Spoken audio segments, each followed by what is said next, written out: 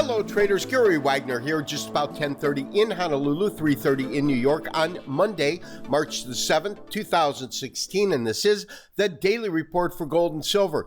We do have precious metals higher today, trading up about 0.5% to 0.6% in gold. As you can see, our current print on the screen with gold is $12.66 and change, putting it up about $8 on the day. Now, it's had a high of $12.73.17, the low $12.56.97, and as I said, currently trading $66.67 on the day.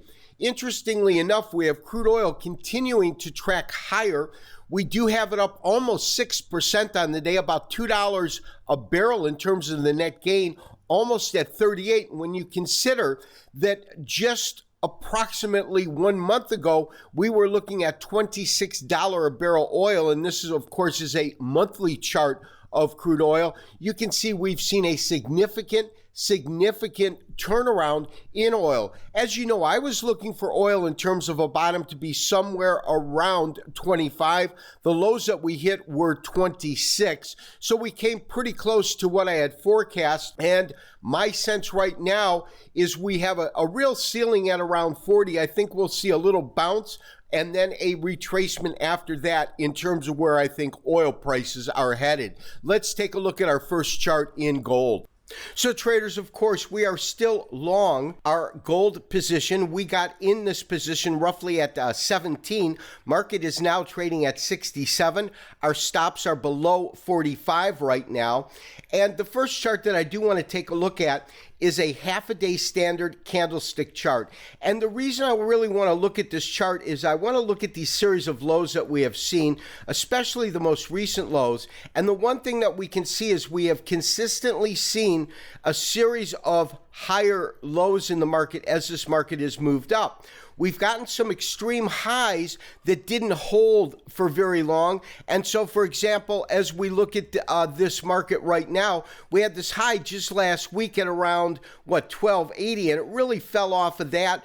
We had a high today of around 73, and you can see that right here. So we're running into a little bit of resistance, but on a technical basis, and you'll see on the next chart that we pull up, we really don't have strong resistance until we just get near 1300 per ounce. And so traders, this is why I'm saying, and again, this of course is on a technical basis in the market, but when we take a look at historical data that has come in and look at previous tops as well as peaks and valleys, so tops as well as bottoms, such as in here, they will really define for us different levels of support and resistance. Now, we have one basic fib retracement. Now, this retracement goes from this high up at about 1305 down to the lows that were achieved as the market came down towards the end of last year, this being December of 2015. Of course, we had this defined double bottom come in the market,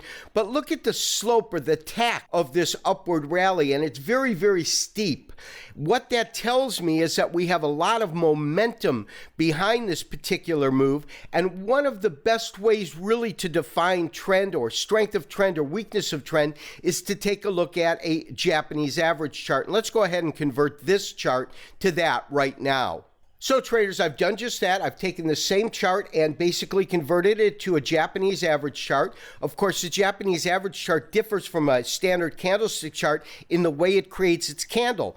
Because on a Japanese average chart, what they're doing is taking the midpoint of the prior session. So on a daily chart, the midpoint of Friday, for example, and then from there, they're extrapolating a candlestick based on midpoint, and that's why it's an average chart. Now, here's what we can see. As this market moved up, we know that it hit an area of consolidation as it just began to trade above $1,200 per ounce, but it continued to rise.